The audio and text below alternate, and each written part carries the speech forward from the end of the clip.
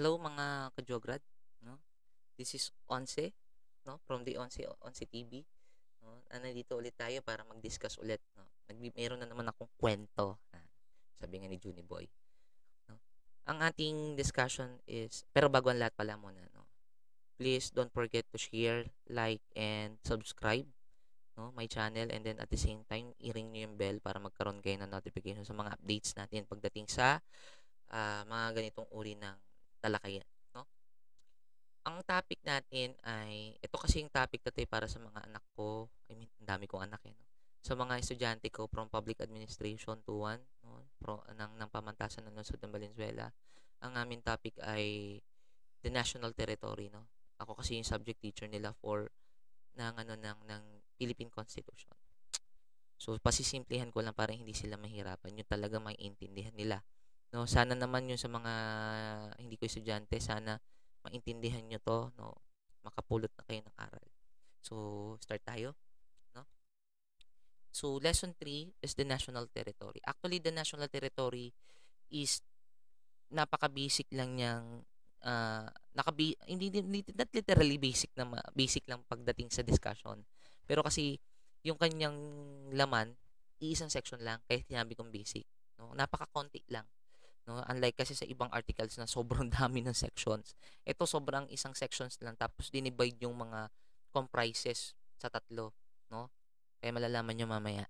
Number one, the essential questions muna tayo. Then, how does one understand the principles of national territory? Then next, this is our ILO or intended learning outcomes. Define territory, explain the three components of the territory.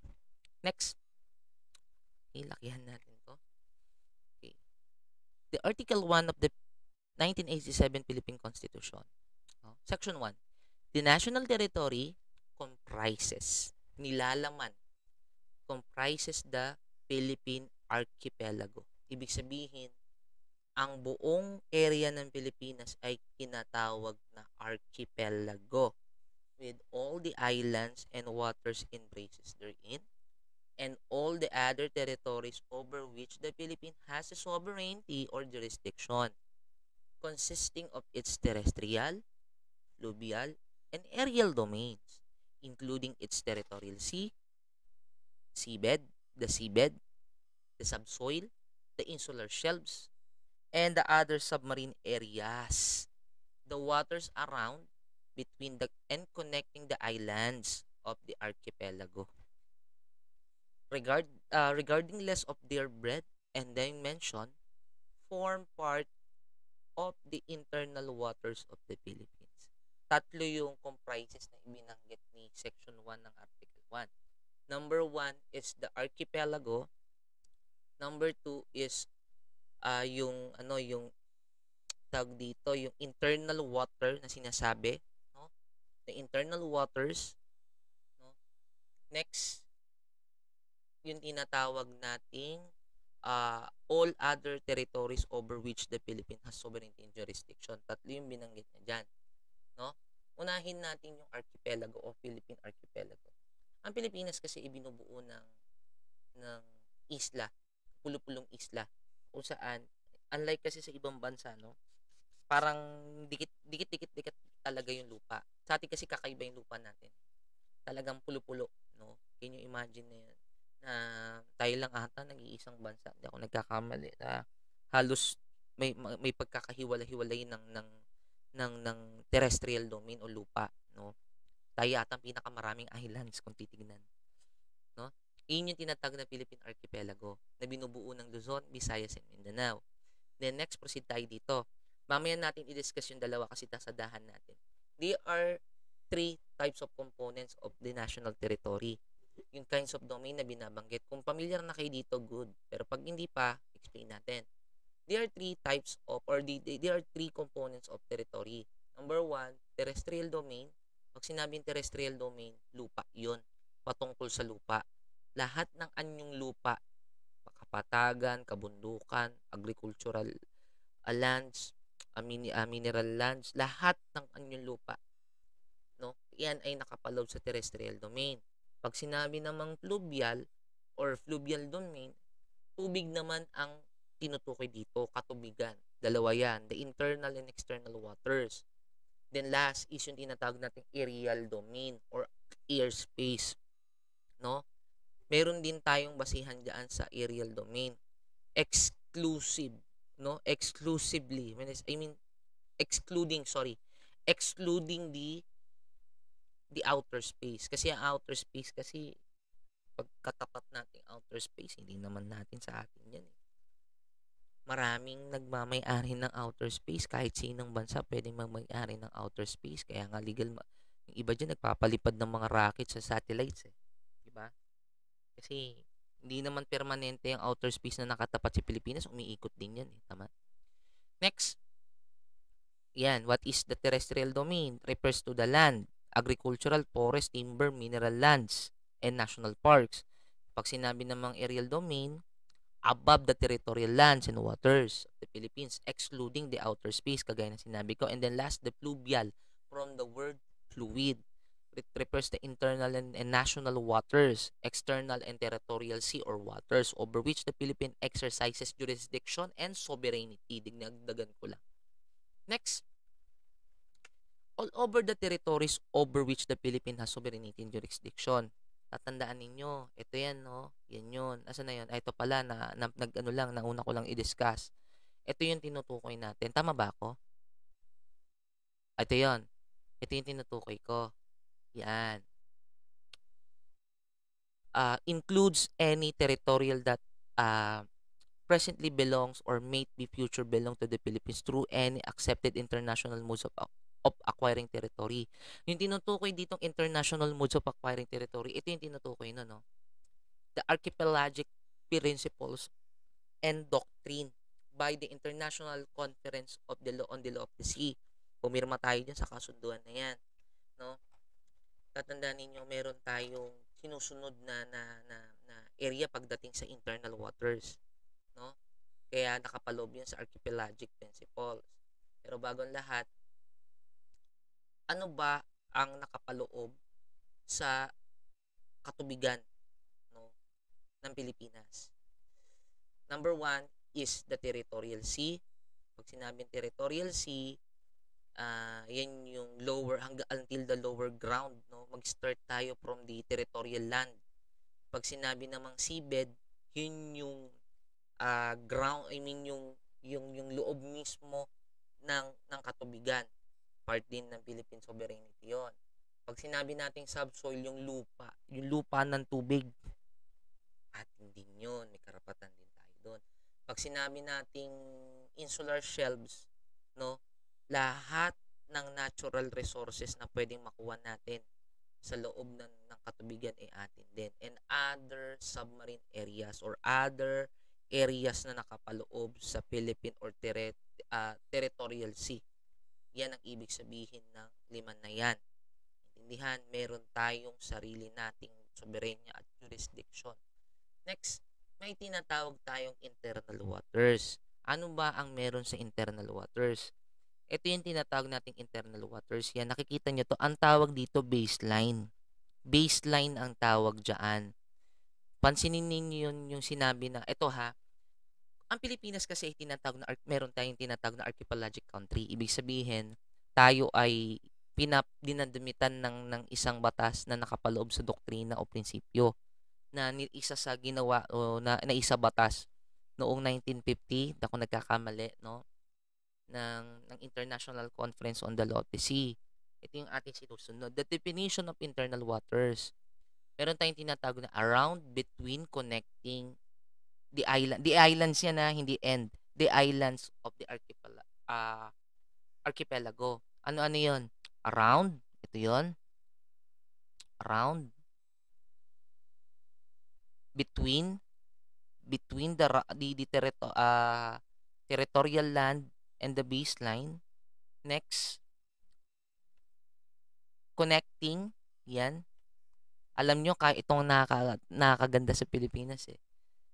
Ang laki ng baseline natin in straight talaga. Hindi, kumbaga yung baseline natin hindi yung putol-putol. Halimbawa, ito may baseline dito, may baseline dito, ito may baseline, pwede ito i-baseline kung tutusin. Pero pinagbigyan tayo ng archipelagic doctrine na na isinama na yung nandito sa loob na katubigan na kino-consider na natin as internal waters. Kasi isa to sa nagdudugtong sa ating teritoryo, sa Philippine Archipelago. Naiintindihan? Kaya ganito yung forma ng ating baseline. Actually yung baseline hanggang dito yan. Yan, hanggang dyan.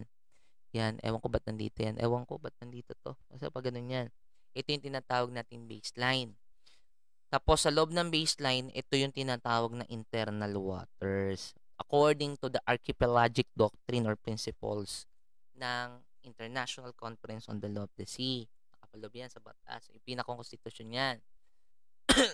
Ginagamit ng UNCLOS din yan. Next, the important distances with respect to the waters around the Philippines. Kumbaga, may tinatawag na tayong internal water, may tinatawag din tayong external water. Ito yung kung tawagin ito ay marine zone. Marine zone yan. Yan, marine zone na tawag dyan. Yan, marine zone na tawag dyan.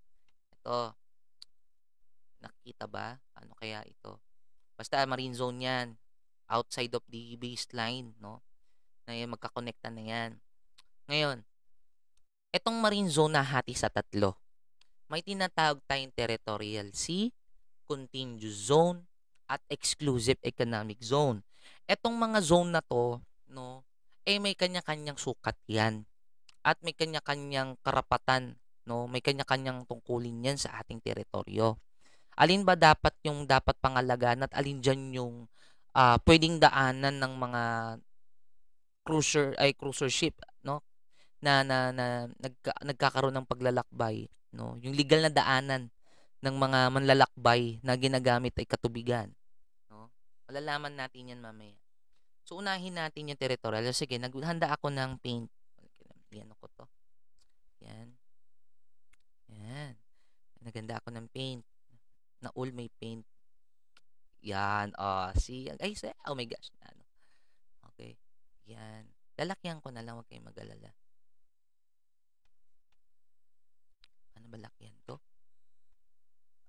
Yan. Pasensya na dahil teka lang, iano natin to. Paano ba gawing ano to? Hindi ko lang kung paano to i-rotate muna natin. Ayun, para malaki. Yan, gusto ko. Yan. Okay. Drawing tayo ng ng territorial land. Tapos yan. Yan. Kunyari ito lupa. Lupa yan. Lupa kunyari.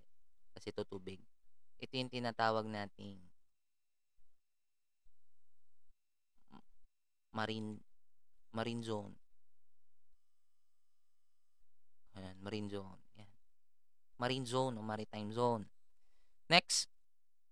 Yun kita. Ang nakalagay, iusod ko lang. The territorial sea nautical mile. The territorial sea composed of nautical miles. Tapos nakalagay dyan, meron tayong kompletong soberenya. As in, hindi lang karapatan kung baga pasaklaw ito sa bukod sa mataas pa sa antas ng rights o karapatan ng tao ang pwedeng magawa natin dito sa territorial sea, no? Sige, drawing ko. Saan ba ang territorial sea? Ito muna yung tinatawag nating baseline o kung tawagin ay territorial land. Terret land to, terret land. Terret land. Ayan, basta. Tika lang, sulatan natin. Terret land. Yan si terret land yan. Terret land yan ha. Ito terret land. Yan, para malaman nyo. Yan, terret land. Next. Nasa na yung pandrawing ko? Next. Bilang kayo ng 12 nautical miles. Siya ngayon sino siya? From the lower ground ng tubig. Yan yung sinasabi ngayon natin na ano yun? Yun. Kaya iusod natin. Ang hirap naman iusod. Sige na nga, huwag na natin iusod. Kung tawagin ito ay sea o territorial sea. Territorial sea ang tawag dyan. Dito sa territorial sea, meron tayong tinatawag na sovereignty. May pagka-sovereignty pa yan. Meron tayong sovereignty dyan. Ay, ano ba to? Ay, basta soberenya, sobe, yan. Hindi ko kukumpleto yun. May pagka-sovereignty tayo dyan. May sovereignty power tayo dyan. Hindi lang rights, hindi power. Next is, ano ba yung nakalagay doon? Next is the continuous zone. Okay, wala, sige, i-explain ko pa ng ano yung territorial sea. Dito sa territorial sea, meron tayong sovereignty power, di ba? Pwede lahat ng pwede natin gawin. Let's say, for example, mag-conduct ng research in terms of maritime research, mangisda, lahat ng pwedeng mapakinabangan natin dito. Basta wag lang aabusuin, wag lang sisirain. May batas kasi tayo doon, no? Pwede natin gawin kasi meron na tayong full power na dyan na kung anong gustong isagawa natin dyan. Tapos dito naman sa continuous zone, although meron pa rin tayong power pero hanggang exercise control na lang. No, hindi katulad nung territorial sea talagang full force ng sovereignty. Pero pwede pa naman din dito sa continuous zone kasi malapit-lapit na to sa EZZ eh, no? Yan. Paano o saan ba makikita yung continuous zone? Additional 12 na naman 'yon. 12. 12 yan. 12. So, plus. So, 24 nautical miles yan. 12 nautical miles yung ano, yung anong tawag to? Yung continuous zone. Ay, teka lang, mali. Konti.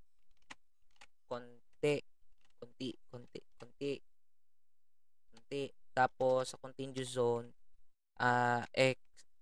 exercise of jurisdiction lang. Okay? Meron pa rin tayong karapatan dyan, okay mag-alala. No? Meron pa rin tayong mga certain na pinagbabawal dyan. Tapos same with ganun din kay territorial sea, pwede din tayo mag-conduct ng study dyan. Next. Yan, dito na ngayon papasok si EZZ. 200 nautical miles. Ano ba to? Hirap naman dito. EEZ. Exclusive Economic Zone. Yan ang ngayon si Exclusive Economic Zone. No? Ang ka-Exclusive Economic Zone, free from travel lang ang ano nito. Free from travel. Yun lang ang kapangyarihan. Pero, we have no SOVE, but we have sovereign rights. Ano ba spell ko? Sovereign. We have sovereign rights. Ibig sabihin, wala tayong totally sovereignty power dyan sa EZZ. Kasi, kung tutuusin, dinadaanan na kasi yan eh. Pumapayag na tayong daanan yan ng mga kung anong klaseng paglalakbay. No, na basta dadaanan ng EZZ, pumapayag. Basta magpaalam. No, nire-radar din kasi yan. Kasi kaya nga tayong may Coast Guard eh. Kasi wina-warningan yan. Wina-warningan lang naman pagka pumasok na sa continuous tsaka sa territorial sea. Pero pagdating kasi sa EZZ, papaalam lang yon. No, ginagamit yan as tag dito, area pan-travel. No? Wala tayong sovereignty rights. I mean, sovereignty power. Pero meron tayong sovereignty. Meron pa rin tayong kapangyarihan. I mean, karapatan dyan sa ating EZZ. Sa 200 nautical. Basta pasok sa 200 nautical miles ha. Pag sumagpas na, hindi na atin yun. Hindi na pasok yun sa EZZ. Iba na yun. Sa ibang EZZ na yun. No? Okay. Ang tanong ko, paano yung ginawa ng China na nagtayo sila ng sarili nilang artificial land at saka inago yung Scarborough Shoal? Ang tanong ko, pwede ba natin silang pigilan? Yes or no? Yes. Pwede natin silang pigilan. Sa isang kondisyon. Kung kaya natin. Hindi, charot lang. Pwede natin silang pigilan. Kasi kung tutusin, ang Pilipinas kahit na walang sovereignty power doon sa EZZ. Kasi nasa EZZ yun eh. Yung nag-reclamate sila tsaka yung Scarborough. Kaso ang problema naman, meron pa rin tayong karapatan doon. Bakit? No? Unang-una sa lahat, ito yan. I-discuss ko sa inyo kung bakit. Yan, okay na tayo dyan. Mamaya ka na. I-off ko muna to. Yan. Unang-una, no? Para makakwento ko na rin. Nakalagay dyan. According to the UNCLOS, actually UNCLOS isa itong convention na hawak ng United Nations na kung saan binibigyan tayo ng isang karapatan na para ipaglaban ng ating karapatan pagdating sa territorial sea, no? Sa lahat ng sakop ng fluvial, no? Basta pasok sa within the ECZ, binibigyan tayo ng chine-check lagi yan ng UNCLOS. Kaya nga nung lumaban tayo sa Netherlands noon sa territorial dispute, laging UNCLOS naman. Lahat naman ng territorial dispute, lalo na kapag katubigan ng inaagaw, hindi naman talaga mawawala ang UNCLOS eh. Sila yung talagang bibigay sa atin ng way na ito yung karapatan ninyo, no? Kasi gumagamit din sila. Yung tinatawag nating archipelagic doctrine or principle, no? Sila din ang may hawak nun. Kaya nga alam nila na kung ano hanggang saan lang talaga hangganan ng teritoryo ng Pilipinas pagdating sa katubigan at kalupaan, no? Especially katubigan pagka UNCLOS, no? Nakalagay diyan according to UNCLOS, we can share out EZZ. Our pala yan, hindi out. We can share our EZZ with other states in two conditions. In dalawang condition lang. Number one is foreign state must abide the laws of the law allowing access to EZZ. Basta for transportation only lang. Dadaanan, pwede yun. Pwedeng mangisda basta magpaalam. Pero yung magtatayo ka doon, hindi kasama yun sa patakaran. Wala yung napag-usapan na kukuha ka ng isang resources. Agaw ka, mangre-reclimate ka, gagawa ka ng sarili mong daan, tag dito, isla. Labag yun sa treaty ng UNCLOS, no? 'Di ba? Labag yun eh, kung tutuusin eh. Unang-una sa lahat, nagpaalam ba ang China? Kahit magpaalam ang China, labag pa rin yun sa karapatan ng mga Pilipino eh. Kahit pumayag ang government, labag yun sa karapatan ng mga Pilipino. Kasi may soberanyang karapatan kami dyan eh. Sovereignty rights kami dyan eh. Sa amin din yan. Although hindi namin kayo pinagdadamutan dahil pwede naman kayong mangisda yan. Pero utang na loob at utang na labas. Huwag niyong agawin. Kaso wala na tayong magagawa dahil ewan ko bakit nagkaganon na lang ang paggising mo, yun na ang nangyari, no? Wala tayong wala naman hindi naman natin kasi masisisi lahat ng dumaan na administrasyon eh. Siguro nakikita ko lang nagiging mahina lang tayo. Mahina lang talaga. Kaya naaagawan tayo ng loop ng teritoryo. Di lang naman Scarborough ang naagaw sa atin, pati yung Sabah, Malaysia, di ba? Naagaw din sa atin yan eh. Kung tutusin eh, halos na kaloob-looban pa ng EZZ yan, pero wala tayong nagawa, di ba? Wala eh, ganun talaga. So, ganun ang nangyari. Kung tutusin, mali yung ginawa ng China. Yes, wala silang karapatan doon. No? Wala silang karapatang magtayo doon. Unang-una sa lahat, hindi po ina-acknowledge ng UNCLOS yung traditional rights, yung kanilang nahindash line, yung historical facts nila. Yung pwede pa yung Treaty of Paris natin. Pero yung historical facts ng kanila, yung traditional right nila, anak ng toko, hindi talaga pwedeng tanggapin yun. Kasi 9-dash, anong basihan nila ng 9-dash? Diba? Para lang nag-drawing yung kinder ng 9-dash para sasabihin na ito yung sakop ng aking EZZ eh. Diba? Hindi ganun yun. Masyadong sugapa naman ata nang nag-isip nun. Diba dati 11 lang yun, ngayon 9 na. Kaya wala tayong magagawa doon. Kaya ganun talaga. Kasi pinalakas eh. Kaya ganun. Kaya pagdating sa nautical miles, kung tutuusin talaga, hindi lang naman tayo nagdadamot sa nautical miles. Ulitin ko, nasa na yun? Hindi naman tayo nagdadamot sa nautical miles. Ay, bakit ang nangyari? Hindi naman tayo, ay ano ba? Bakit nalilipat? Hindi naman tayo nagdadamot sa nautical miles. Actually, sabi ko nga, wala nga naman talaga tayong fully power para ipagkait ang sovereignty. Ang EZZ eh. Pero meron kaming karapatan diyan, 'di ba? Unang-una sa lahat, no? Huwag niyong palalayasin. Hindi dapat pinapalayas ng mga Chino ang mga Pilipino dahil unang-una sa lahat, pinayagan tayo meron tayong karapatan, 'di ba? Ulitin ko na pwede tayong mangisda sa ating EZZ o Exclusive Economic Zone. Kasi nga unang-una sa lahat, hindi naman kayang supplyan ng territorial silang at saka ng contiguous zone yung dami ng taong papakainin ng isda. Kaya kailangan din natin mag-expound, 'di ba? Kaso pinapaalis yung mga Pilipino natin, mga kapatid na Pilipino natin doon, parang nagpapaalis lang ng aso eh, 'di ba? Grabe naman. Ba't hindi gano'n, 'di ba? Yung part meron din kasi kaming karapatan diyan eh. Sarap magsalita. Sarap magsalita sa kanila, no? Sarap nilang pagpapagalitan, sarap nilang pagpapaluin sa puwet. Hindi, charot lang. Wala tayong magagawa doon. Pero kung tutusin talaga, wala talaga silang karapatan na na panghimasukan or agawin, no? Or palayasin tayo sa sarili nating exclusive economic zone. Tsaka nakalagay nga diyan, no? Abundant of, ano yan? Teka lang, tatanggalin ko lang sa OBS. There must be abundant amount of resources. Ibig sabihin yan, marami. Hindi natin pwede ipagkait yan. Mamigay tayo. Hindi naman tayo sa nagdadamot, di ba? Mamigay. Diba? Kasi nagnanakaw na lang. Hindi nagpapaalam. Tapos naninira pa. Dami po sinira. Kawawa man. Kawawa man ang Pilipino. Anyways, ito yung gustong i-explain ng Article 1. Can you imagine sa simpleng provisions niya pero ang dami nating napag-usapan, no?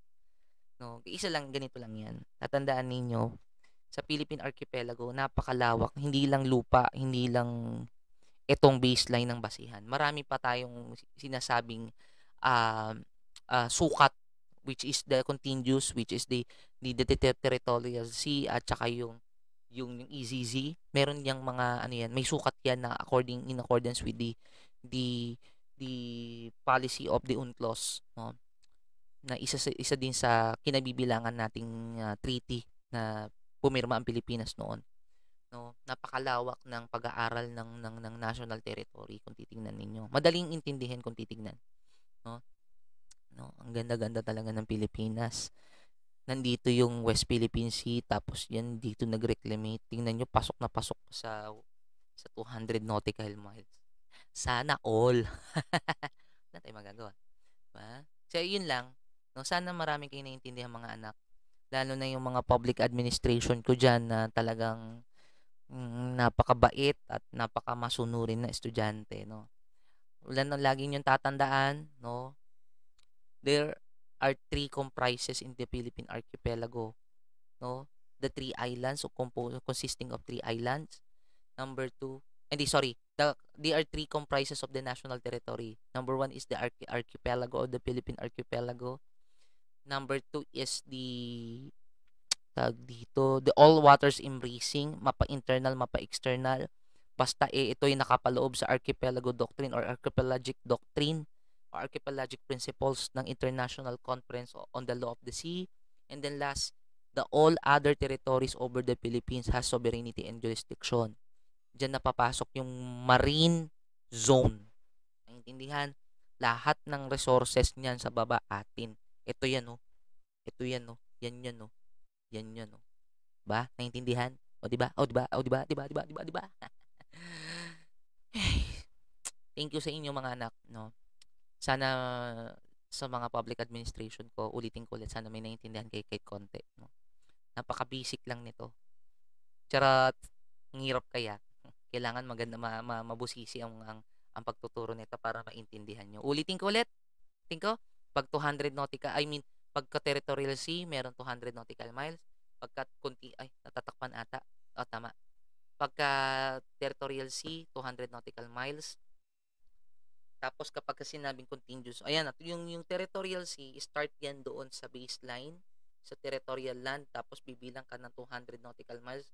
Ground, basag, nakapaloob dun yung low water ng under ng territorial sea, pababa na ganon. Next, from the additional 12, no, ng 200 nautical miles for continuous zone. Start dun sa pinakabuntot ng territorial sea, additional 12. So total is the 24 nautical miles na. And then next, additional 200 for exclusive economic zone. Ulitin ko, pag territorial sea, meron tayong complete sovereignty. Kapag continuous zone, meron tayong exercise control. Ang exclusive economic zone, we have no sovereignty control, but we have sovereignty rights. Yan. Malinaw ba? Okay? Ganun lang kasimple.